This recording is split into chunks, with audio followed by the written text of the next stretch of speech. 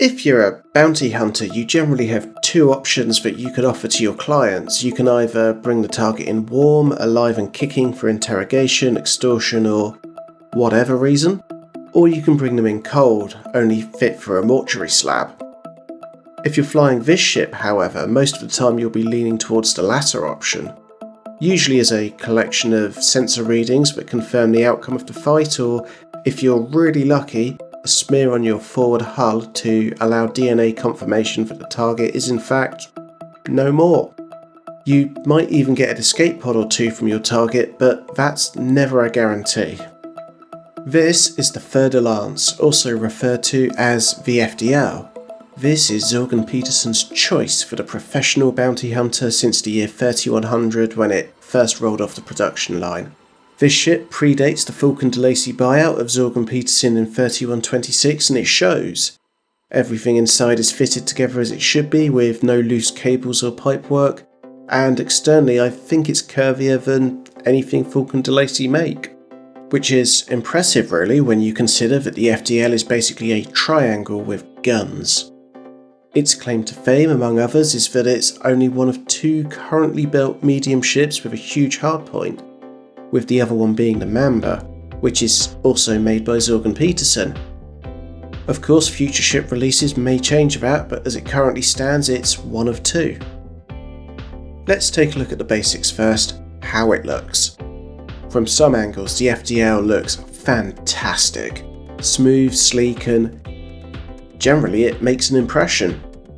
There are a few angles where it can look a little bit bulbous, but unlike the Adder where most of the angles look fat and dumpy, with the good viewing angles being in a minority, it's largely the other way around with the FDL.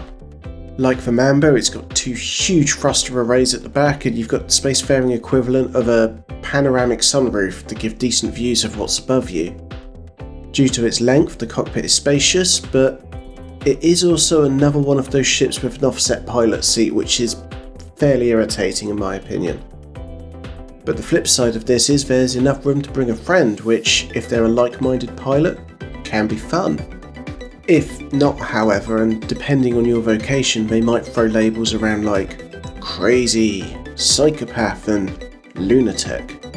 Because no matter what mild-mannered personality you have day to day, this ship can really bring that side out in you.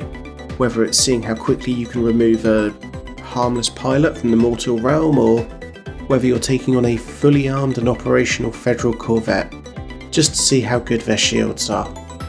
You don't even need to do that to scare a co-pilot though. If you want to turn their underwear a distinct shade of brown and let the smell of fear fill the air, then you can just knock the flight assist off and throw the ship around. The FDL is quick and can handle exceptionally well once you get the hang of controlling its drifty nature. Although as a word of warning, when you bring the ship back in for maintenance, the repair crews, well, they really don't like cleaning vomit off the inside of the canopy.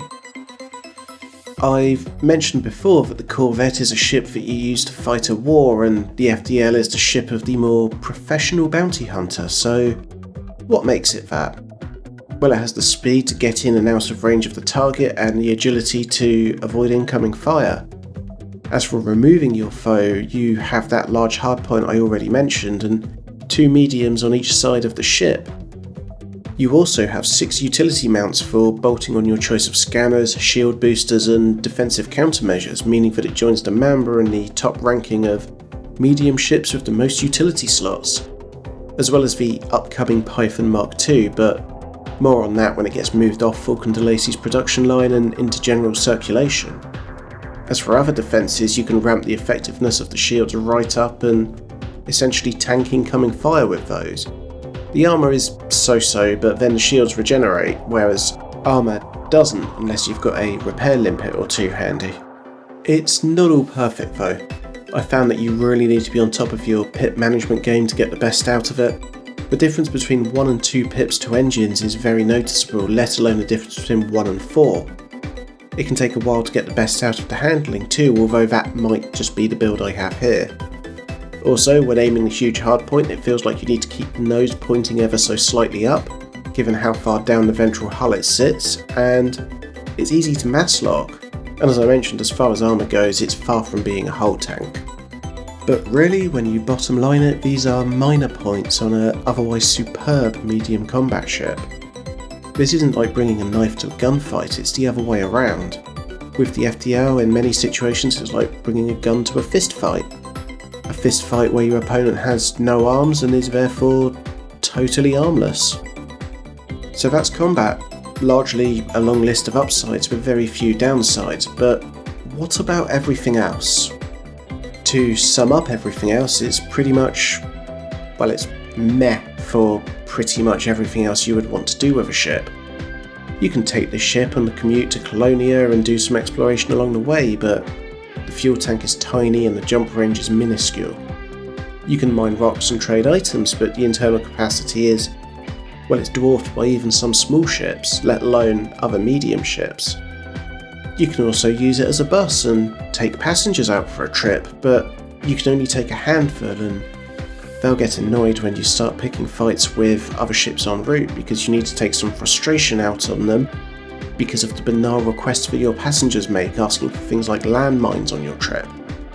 For literally anything that isn't combat orientated, you are much better off spending your credits on a Crate Mark II or a Python Mark I. But for combat, this ship is almost outmatched for the price and size.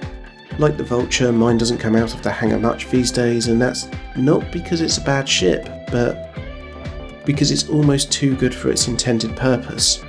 There's a reason that many commanders refer to this ship as the meta for combat. Mine generally comes out when I've been spending credits carelessly, or when I've just paid up the carrier for the next 6 months and need to top up my account. Because getting a few 100,000 credits through bounty hunting and massacres in the FDL can be pretty light work, which is handy when there are brand new ships in active development that will need buying and testing when released, and for this reason alone the FDL is a must-have for any combat career-driven pilot at least once. As always, thanks for watching, I hope you enjoyed this one and hopefully I'll see you on the next one. Take care, much love, Anno 7. Thank you.